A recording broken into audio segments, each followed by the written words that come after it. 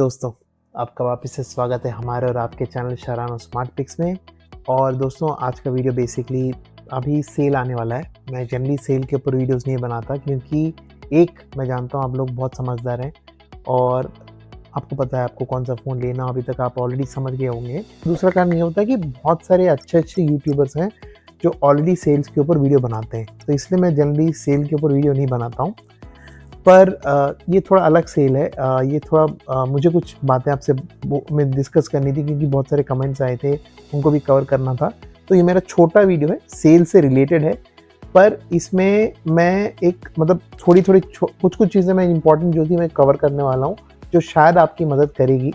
तो चलिए वीडियो शुरू कर दें। ये छोटा वीडियो होगा मेरे हिसाब से, तो एक काफ़ी शॉर्ट और कंसाइज वीडियो होगा। आपको मैं direct point two the point बात बताऊँगा।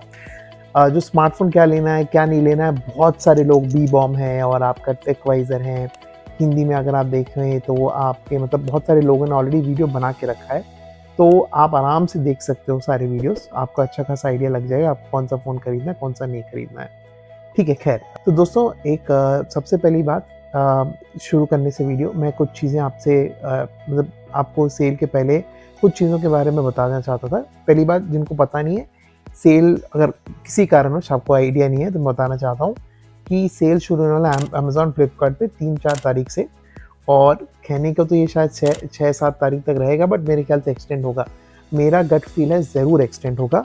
तो पर जो भी हो खरीद लेना, क्योंकि स्टॉक अनलिमिटेड नहीं रहेगा, स्टॉक तो लिमिटेड रहेगा, शायद सेल एक्सटेंड हो भी तो दोस्तों, जैसे मैं कह रहा था कुछ बातें आपसे करनी थी। सबसे पहली बात, बहुत सारे लोग मैं ये आपसे रिकमेंड करूँगा, देखिए जो 2023-24 का प्राइसिंग था ना, वो वापस नहीं आने वाला है। वो मुझे बहुत मुश्किल लगता है क्योंकि एक वो कहते हैं ना, एक बार खून चख लेता है अगर शेर, तो फिर इंसान का खून वैसे वो मैन ईटर बन जाता है। तो वैसे ही अगर कंपनीज देखती हैं कि क्योंकि कोरोना में भी आपके जो 20,000 के अंदर वाले फ़ोन थे वो मिड सेगमेंट प्रीमियम 30-40 तक गए और फिर उसके बाद कभी नीचे आए नहीं। तो एक बार कंपनीज़ का मतलब है, वही है, बिज़नेस है उनका। तो मुझे बहुत कम उम्मीद है कि फिर वो मतलब 20-30 के अंदर आपको बहुत अच्छे फ़ोन्स मिल पाएंगे फ्यूचर में भी, 2 साल के बाद भी, 1 साल के बाद भी। और एक और चीज़ क्या है कि शायद 2-3 साल के बाद आपके स्मार्टफोन्स, आपकी मतलब डिवाइसेस ही बदल जाएँ। वेरिएबल्स मेरे ख्याल से बहुत एडवांस हो जाएंगी 3-4 साल के अंदर।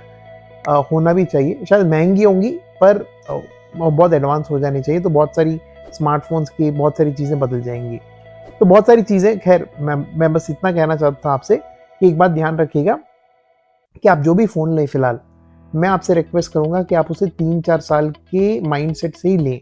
ऐसा मत सोच के लें कि मैं 1 साल में या 2 साल चलाऊँगा, ऐसा नहीं। 3-4 साल के माइंडसेट से के साथ ही रख के लें आप उस फ़ोन को। तो सबसे पहले हम बात कर लेते हैं, अगर मैं बात करूं स्टोरेज की, तो प्लीज़ 256 GB के नीचे मत देखिएगा। 512 GB आप ले सकते हैं तो और बेहतर है। 256 GB तो बेयर मिनिमम रखिए, 128 GB तक मत जाइएगा। मैं मानता हूं कुछ बहुत सारे फ़ोन्स में आजकल SD कार्ड स्लॉट नहीं होता, माइक्रो SD कार्ड स्लॉट, तो याद रखिएगा। हाइब्रिड होगा तो फिर आप फंस जाओगे, 2 सिम नहीं रख पाओगे। मैं बहुत सारे लोगों को जानता हूँ एयरटेल जियो का रखते हैं, या वोडाफोन आइडिया और जियो, जो भी उनका कॉम्बिनेशन हो, तो 2 सिम आपके लिए बहुत इंपॉर्टेंट होगा। बहुत सारे फ़ोन्स में नहीं आता है माइक्रो SD एक्सपेंशन, या आता है तो हाइब्रिड में आता है। तो इस बात का ध्यान रख लीजिएगा। आप 256 GB ज़रूर स्टोरेज दीजिए, 4 साल में आराम से भर जाएगा और आपका व्हाट्सएप डेटा भर के आपका 256 GB 1-2 साल में ख़त्म हो सकता है। तो इसलिए मैं रिकमेंड करूँगा 512, बट 512 GB बहुत मुश्किल है, बहुत ज़्यादा आपको खर्च करना पड़ेगा। पर 256 मिनिमम आप रख के ही चलिए, 128 में आपका काम नहीं होगा। तो जो भी मॉडल मैं अभी रेकमेंड करूँगा, एक मैं बहुत कम ही करूँगा क्योंकि आपको तो वैसे मैं कह रहा था, आपको शायद पता होगा या बहुत सारे यूट्यूबर्स कवर कर रहे हैं, बट फिर भी जो भी मैं इस वीडियो में बात करूँगा कुछ फ़ोन्स की जो मुझे काफ़ी आप ज़रूर टारगेट कर मुझे लगता है, तो उनमें 256 GB के वेरिएंट ही देखना। तो 2-3 हज़ार ज़्यादा खर्च लेना, बट एक लंबे समय तक फ़ोन चलाना है तो 256 मिनिमम लेना और लंबे समय तक का ही टारगेट लेके फ़ोन लेना प्लीज़। ठीक है दोस्तों, चलिए तो बात करते हैं फटाफट। ये कुछ चीज़ें बताने की, आगे और भी बताऊंगा मैं आपको। तो सबसे पहले अगर हम प्राइस ब्रैकेट की बात कर लें, तो जैसे मैं कह रहा था, सबसे पहले आएगा आपका जो प्राइस ब्रैकेट रहेगा आपका, वो रहेगा 1 लाख के आसपास में। सबसे ऊपर मैं शुरू करूँगा क्योंकि वापस जैसे मैं धीरे-धीरे नीचे आऊँगा, क्योंकि मैं जानता हूँ इंडिया में बहुत सारे लोग 20 से 30 के बीच में, 20,000 से लेके 30,000 के बीच में खरीदते हैं। तो उसमें आपको ना S25 अल्ट्रा के ऊपर अभी देख लेते हैं S25 अल्ट्रा पे क्या ऑफ़र चल रहा है। S25 अल्ट्रा सुनने में तो ये आ रहा था क्योंकि मैं प्राइम ये है तो मैं जल्दी ऑफ़र आता है। खैर अभी S25 अल्ट्रा यहाँ पे 91,999 का चल रहा है। कार्ड वार्ड वो सब मिला के उम्मीद हो रहा है कि मोस्ट प्रोबेबली आकलन लगाया जा रहा है कि 85,000 के आसपास का आपको ये फ़ोन मिल जाना चाहिए। देखिए 85,000 के लिए S25 अल्ट्रा मेरे ख्याल से बहुत अच्छा फ़ोन है, लिया जा सकता है। बट एक बात ध्यान रखना, कोई भी हो, आप में से किसी के पास बजट हो या ना हो, अच्छी बात है अगर आप 85,000 का फ़ोन लेने का अगर आपके पास बजट है तो मैं रेकमेंड करूँ S25 अल्ट्रा लीजिए। S26 अल्ट्रा में कुछ खास नया नहीं है, उसमें कुछ फीचर्स हैं बट मेरे हिसाब से उतना खर्च करना not worth it. S25 ultra मेरे ख्याल से मोर देन सफिशिएंट है। इनफैक्ट मैं तो अभी भी कहता हूँ S24 अल्ट्रा भी लोगे तो आप ज़्यादा दुखी नहीं होने वाले हो। बट फिर भी S25 अल्ट्रा अगर आपको नया लेना है तो ले सकते हैं आराम से अगर आपका बजट है। मैं क्या कह रहा था, एक बात ध्यान रखिए, अल्ट्रा सीरीज जब भी आप खरीदें, आप ऐसा मत करिए कि वंस एंड फॉर ऑल मैं सारे EMI में बहुत मुश्किलों में किस्तें भर के मैं खरीद लूँगा। ऐसे वाली चीज़ें मत करना अल्ट्रा के साथ, क्योंकि मैं पर्सनल एक्सपीरियंस से बता रहा हूँ और बहुत सारी लोगों का मैंने देखा है, अल्ट्रा में ग्रीन लाइन आने का बहुत हाई चांस रहता है। मैं नहीं कहता आएगा बट काफ़ी हाई चांस रहता है। तो प्लीज़ सोच समझ के अल्ट्रा लेना है। मैं जो लेना चाहते हैं उनको मैं डरा नहीं रहा हूँ, बट अगर आपका बजट 160 का है, 160 मतलब 1,60,000 का है, तभी ये 85,000 या एक आपका मतलब ऐसा है कि अगर वो फ़ोन कुछ हो भी गया फिर भी आपको चलता है। मेरे को बहुत सारे अल्ट्रा सीरीज़ वालों को मैंने देखा है कि जनरली वो आईफोन भी खरीदते हैं, अल्ट्रा भी खरीदते हैं। जनरली ऐसे लोगों को मैंने देखा है तो वो मतलब दोनों में से एक को बैकअप फ़ोन यूज़ करते हैं, तो उनके लिए उतना फ़र्क नहीं पड़ेगा। बट अगर आप मतलब सोच रहे हो कि मैं वंस एंड फॉर ऑल बहुत अच्छा फ़ोन ले लूँ, S25 अल्ट्रा अच्छा फ़ोन है, बट अल्ट्रा सीरीज़ में बहुत सारी ग्रीन लाइन इश्यूज़ देखने को मिलती हैं, तो इस बात का ज़रूर ध्यान रखिए खरीदने के पहले। इसके अलावा नेक्स्ट है iPhone 17। iPhone 17 मेरे हिसाब से 70-71 के आसपास आना चाहिए इस सेल में। अभी देख लेते हैं कितने का चल रहा है वो। तो iPhone 17 जहाँ तक मुझे एप्पल iPhone 17 प्रो है, ये एप्पल नहीं है, 26 की नहीं चाहिए हमें, स्टॉक में नहीं है। ठीक है, खैर अभी फ़िलहाल इसमें स्टॉक में नहीं है। अगर आपको फ्लिपकार्ट हो या अमेज़न हो, कहीं से भी खरीदिए, आपकी मर्ज़ी है वो। iPhone 17 मेरे ख्याल से बाई फार बहुत सारे लोगों के लिए बहुत बढ़िया चॉइस होने वाला है। देखिए मैं हमेशा एक बात मेरे हिसाब से मेरी ये जो सोच है कि अगर आपका बजट 50-60 हज़ार के ऊपर है ना और 60-70 के आसपास है, तो मैं कभी भी हमेशा कहता हूँ, आप अगर एंड्रॉयड या आईफोन के ऊपर इतना आपका प्रेफरेंस नहीं है, मतलब आप बहुत श्योर नहीं हो कि मेरे को आईफोन ही लेना है, एंड्रॉयड ही लेना है, अगर आप थोड़ा ऐसा है कि नहीं मेरे को दोनों चलेगा, या आप अभी अनश्योर हो, तो हमेशा iPhone 17 की तरफ जाइए। उसका कारण सिंपल सा बताता हूँ मैं। iPhone 17 एप्पल में एक बहुत बड़ी चीज़ क्या होती है, हाँ पता है उनका फ़िलहाल थोड़ा बहुत इशू चल रहा था बीच में, AI के फीचर्स नहीं है, वो नहीं हुए। ठीक है, AI के फीचर्स छोड़िए अभी फ़िलहाल, वो मतलब जब है अच्छे, अगर है तो अच्छा है, बट AI के फीचर्स के बिना ऐसा नहीं कि आपको इतनी भी कोई दिक्कत आने वाली है। तो खैर वापस आता हूँ iPhone 17 के ऊपर। iPhone 17 का सबसे बड़ा किसी भी आईफोन का सबसे बड़ा एडवांटेज क्या होता है, उसकी लॉन्जिविटी। आप बहुत सारे लोग मुझे नीचे कमेंट में कहते हैं कि सर मुझे 4 साल 5 साल फ़ोन चलाना है, अलग-अलग बजट में। मैं कहता हूँ आईफोन आप सबसे बेस्ट ले लीजिए, आपको अच्छा ये आएगा। ऑब्वियसली बैटरी बैकअप मैं कहूँगा, battery health over a period of time degrade होती है, बट आप तो किसी भी फ़ोन की भी होती है वो सिर्फ आईफोन की खासियत नहीं है कि उसकी बैटरी ख़राब होती है। तो iPhone 17 का आपको सॉफ्टवेयर 5 से 6 साल आराम से चला पाओगे, मिनिमम आराम से चला पाओगे। दूसरी बात क्या होती है, उनके कैमरास बहुत बढ़िया होते हैं। ठीक है, एंड्रॉयड में क्या होता है ना, जैसे सॉफ्टवेयर अपडेट्स के साइकिल बढ़ते हैं ना, अभी तो शायद थोड़ा इंप्रूव हुआ है सिचुएशन, वरना बहुत बार क्या होता है कैमरा का क्वालिटी डिग्रेड होता है। आईफोन में इतना डिग्रेड नहीं होता है, कम होता है quality with software updates, obviously होता है, बट इतना ख़राब नहीं होता है। और iPhone 17 बहुत बढ़िया है। उनके लिए भी मैं बात कह रहा हूँ कि जिनको iPhone 16 खरीदने का मन है, 10,000 का फ़र्क होगा, वो शायद वो 60 के आसपास आने वाला है। iPhone 16 मेरे हिसाब से प्लीज़ मत खरीदना, iPhone 17 खरीदना। अगर आप प्रो मैक्स और प्रो वो खरीद सकते हो तो भाई वो तो फिर तो कोई बात ही नहीं है इसमें। बट जो 60-70 के आसपास एंड्रॉयड फ़ोन या आईफोन के बीच में कंफ्यूज हैं या सोच रहे, अगर नॉट श्योर हैं, तो मैं कहूँगा आप आँख बंद करके आईफोन 17 ले लीजिए। मैं ये नहीं कहता कि मतलब आपको बहुत बढ़िया मतलब ऐसा ये है कि आईफोन से एक्सपीरियंस रहेगा, बट बहुत सारे एंड्रॉयड फ़ोन से आप काफ़ी इसमें ज़्यादा आपको अच्छा एक्सपीरियंस मिलेगा। तो आईफोन 17 आप देख सकते हैं। नेक्स्ट पे आते हैं अपन, इसके बाद हमारा ये जो 60-70 के आसपास का कवर हो गया। इसके अलावा बहुत एंड्रॉयड में फ़िलहाल एक ऑफ़र की बात चल रही है जो वीवो का है। वीवो का X200T की बात बहुत चल रही है कि सेल में मतलब वो अच्छे प्राइस में आने वाला है। देखिए वीवो X200 ना, मैं एक बात बताता हूँ आपको, X200T की जो बात है ना, उसमें इसे ऑलराउंड अच्छा पैकेज है।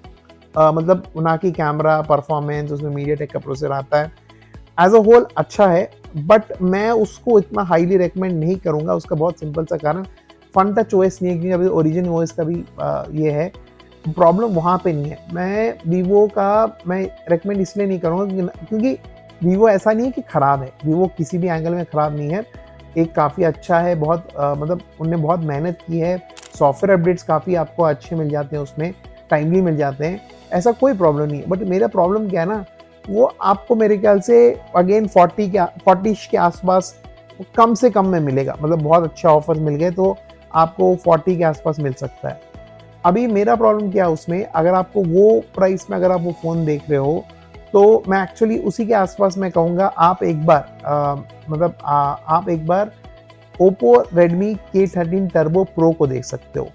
उसका सिंपल सा कारण मैं बताता हूँ। ओप्पो K13 टर्बो प्रो में जो फ़ोन है, जो आपका मेरे ख्याल से 34-35 के आसपास आएगा, आपको 1000 के आसपास पड़ेगा। और अनफॉर्चुनेटली सेल में क्योंकि मैंने खुद उसको अराउंड 5-6 महीने पहले ख़रीदा था, K13 टर्बो प्रो को मेरे पास जो है, वो मैंने इससे कम में ख़रीदा था, जो सेल में भी आने वाला है ना प्राइस 34-35 का, उससे कम में ख़रीदा था। बट खैर छोड़िए, अभी जो परिस्थिति वो है, बट फिर भी मैं कहूँगा वो रेकमेंड क्यों है, क्योंकि एज अ होल ऑलराउंड बहुत अच्छा फ़ोन है वो। उसका स्क्रीन बहुत अच्छा है, क्योंकि मैं पर्सनली यूज़ करता हूँ, मैं बता रहा हूँ, स्क्रीन बहुत अच्छा है, 8S Gen 4 है, जो बहुत बढ़िया AnTuTu का स्कोर देता है। सच में वो फ़ोन ना 4-5 साल आराम से निकाल लेगा, मैं बता रहा हूँ। वो बहुत बढ़िया उसका मतलब परफॉर्मेंस है, उसमें फ़ैन है, उसमें सब कुछ है, गेमिंग के लिए बहुत बढ़िया फ़ोन है, 120 FPS पे गेमिंग करा देता है वो।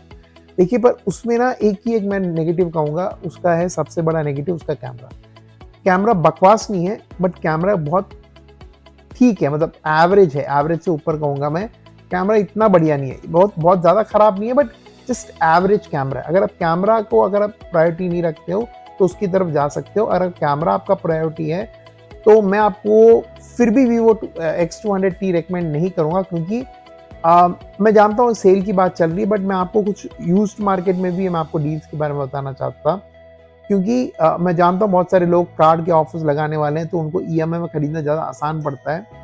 बट जैसे मैं कह रहा था, क्योंकि आपको फिर ये ऑफर्स, फिर ये सब ना बहुत मुश्किल से आगे मिल पाएंगी। BBD सेल के लिए बहुत सारे लोग रुकते हैं। मुझे उम्मीद नहीं है कि BBD सेल तक आपको ये प्राइसेस सस्टेन होंगी।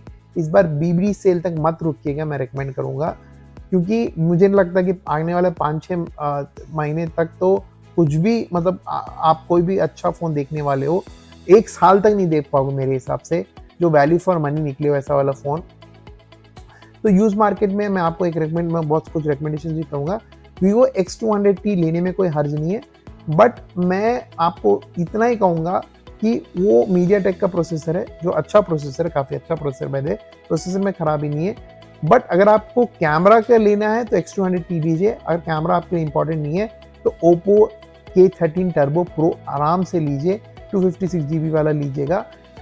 यूज़ में मिलता है या ब्रांड न्यू लेना है, आपकी मर्जी है, बट मैं 34-35 के रेंज में उसी फ़ोन को रिकमेंड करूँगा, Oppo K13 turbo pro 5G। Flipkart से लेना है फ्लिपकार्ट से लीजिए, ऑफलाइन लेना है ऑफलाइन लीजिए। ऑफलाइन में भी बहुत बड़े सिटीज़ में रिलायंस डिजिटल, क्रोमा जाएंगे, उनको ऑनलाइन का प्राइस दिखाएंगे तो जल्दी वो मैच कर देते हैं, आराम से खरीद सकते हो। तो आपकी मर्जी है, आप कहीं से भी लीजिए, बट मैं वो उसे हाईली रिकमेंड करूँगा। वो लंबा चलने वाला फ़ोन है। हाँ, वो हार्डवेयर इश्यूज़ नहीं है, लाइन में ग्रीन लाइन कुछ वो बात अलग है, बट फ़ोन की कैपेसिटी इतनी कि आराम से 4-5 साल निकाल लेगा। बट कैमरा उसमें बहुत एवरेज है, ये बात ज़रूर ध्यान रखिएगा।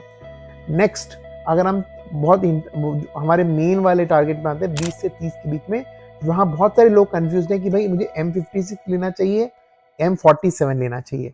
सबसे पहली चीज़, मैं अगेन माफ़ी चाहता हूँ, मैं यूज़ मार्केट का सबसे पहले मैं बताऊँगा, अगर मुझे आप लोग कह रहे हैं कि मुझे 4-5 साल फ़ोन यूज़ करना है, एक अच्छा फ़ोन मुझे 30 के नीचे चाहिए, सेल से हट के मैं बात करूँ तो मैं हमेशा और हमेशा S24 FE 256 वाला वेरिएंट, जीबी वाला वेरिएंट, विद इन वारंटी 28, 29, 30 के आसपास, out of warranty 24, 25, 26 depending on condition, आराम से 24, 25, 26,000 का पिकअप कर सकते हो।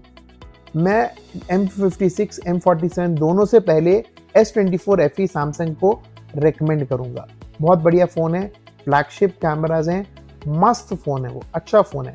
हाँ, थोड़े बेजल ज़्यादा है स्क्रीन के अराउंड, बट बेजल वो इतना अभी एस्थेटिक्स में मत जाओ। आपको 3-4 साल फ़ोन चलाना है, आराम से आना है, अच्छा परफॉर्मेंस देना है और आपका काम हो जाना है। वो काफ़ी अच्छा फ़ोन है उस प्राइस रेंज में।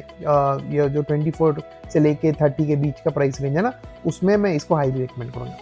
अब बात आती है, नहीं भाई हमको यूज़ नहीं लेना, नया लेना है, तो आपको सैमसंग की तरफ ही देखना है। तो M56 और आपका जो एक है M47। मैं फिलहाल A सीरीज़ की बात नहीं कर रहा स्पेसिफिकली, बिकॉज अगर आपको A सीरीज़ ही जाना है तो ऑफलाइन ही जा सकते हो, फिर सेल में लेना क्यों, तो मैं इसलिए उनको रिकमेंड नहीं कर रहा। मैं फिलहाल A सीरीज़ में भी आप ले सकते हो, बट मैं पहले M की बात कर रहा हूँ। M47 और M56 में भाई वेरी सिंपल सा लॉजिक बताता हूँ। हाँ, कहने के लिए स्नैपड्रैगन प्रोसेसर M47 में है, बट वो हीटिंग का प्रोन है। इट्स प्रोन मतलब हीटिंग होने के चांसेस उसमें बहुत ज़्यादा है। प्रोसेसर इतना खास नहीं, 8 लाख का AnTuTu आता है। इससे ज़्यादा तो Exynos 1480 जो इसमें लगा है ना M56 में, वो बेटर प्रोसेसर है। दूसरी बात, कैमरास Exynos के साथ सैमसंग का ऑप्टिमाइजेशन हमेशा बेहतर रहता है। Exynos वालों के साथ आपको हाँ हीटिंग के इश्यूज, थर्मल इश्यूज जो भी आए, बट कैमरा को फोटोज जो आती है ना Exynos वाले के साथ, हमेशा सैमसंग की बेहतर आती है। तो आपके कैमरास जो हैं वो जो है परफॉर्मेंस उनकी आपको M56 में बेहतर मिलेगी। अगर आप इसको छोड़ दो तो बैटरी बैकअप 6000 mAh आपको M47 में मिलती है, 5000 M56 में मिलती है। तो फिर आप एक बात ध्यान रखिएगा कि M56 में आपको थोड़ी बैटरी बैकअप कम मिलेगी, बट कुछ खास फर्क नहीं है। देखो, M47 किसको लेना है, वेरी सिंपल से बात बताता हूँ।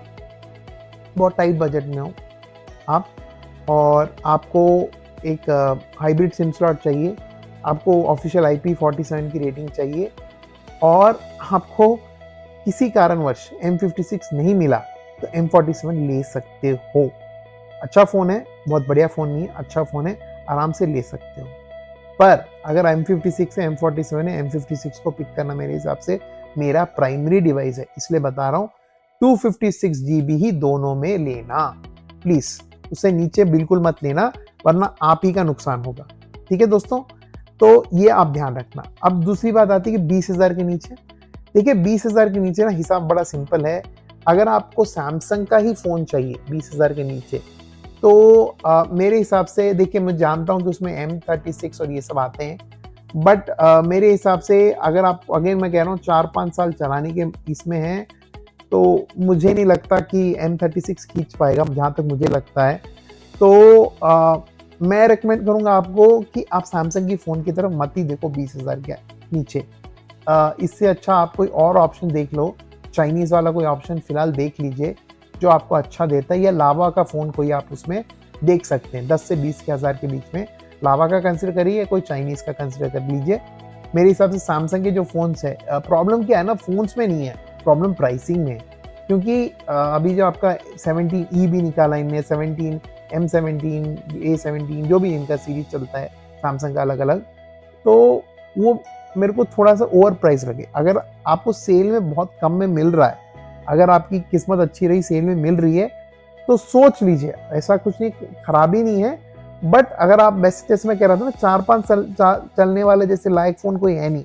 M36 फिर भी ठीक है, बट मुझे उससे उम्मीद नहीं है कि वो 4-5 साल निकाल लेगा।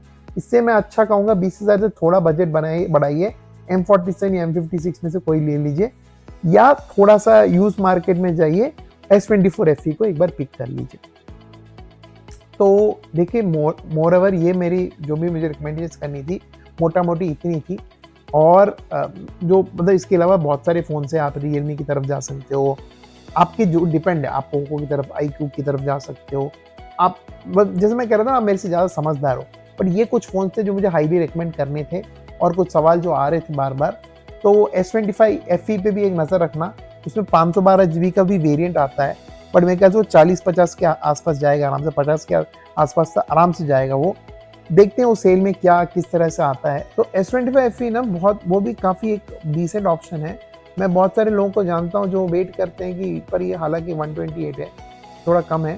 खैर, तो 120 जीबी तो सफाइस नहीं करेगा, सेल तक वेट कर लीजिए, सेल में जब भी आएगा। S25 FE पे भी आँख रखिएगा आप, वो भी बहुत अच्छा फ़ोन है। S24 FE और इसमें ज़्यादा कुछ फ़र्क नहीं है, बट हाँ, कुछ-कुछ चीज़ें बेहतर हैं S25 FE में, विदाउट अ डाउट। तो ये वाला भी आप एक बार नज़र रखिए, अगर आपको कम में मिलता है, 512 जीबी वाला टारगेट करेगा, अगर आपको सैमसंग फ़ोन में ही जाना है, तो आप एक अच्छा ऑप्शन है, ले सकते हैं। दोस्तों बस मेरा वीडियो इधर ही तक था। उम्मीद करता हूँ आपको वीडियो थोड़ा हेल्पफुल लगा होगा। तो आपको और कुछ चीज़ें पूछनी है, कमेंट कर सकते हैं नीचे। इसके अलावा बाकी यूट्यूबर्स का वीडियो देख लीजिए, उसमें मतलब बहुत सारे अच्छे-अच्छे आपको मतलब ऑप्शंस दिए गए होंगे। सोच समझ के खरीदेगा, 256 के ऊपर ही खरीदेगा। रैम की बात करूँ, 8 जीबी 12 जीबी से नीचे मत लीजिएगा। 12 जीबी लोगे तो ज़्यादा खुश रहोगे, ज़्यादा लंबा चलेगा, एआई भी मस्त चलेगा। एआई के जो सारे फीचर्स आएंगे ना आगे एंड्रॉयड में, तो वो भी अच्छी तरह चलेंगे। तो इस बात को ध्यान रख के, ये 2 चीज़ों का ध्यान रख के आराम से खरीदेगा। दोस्तों ब्रांड से ज़्यादा जो वैल्यू फॉर मनी दे रहा है ना, उसको देख लीजिए इस बार। 3-4 साल के बाद आराम से चलाइए। 3-4 साल के बाद जैसी परिस्थिति जैसी रहेगी तब की तब देख के कोई अच्छा ब्रांड वाला फ़ोन ले लीजिएगा। ठीक है दोस्तों, इतना ही था मेरी तरफ से आपके लिए। धन्यवाद, टेक केयर, शब्बा खैर, बाय।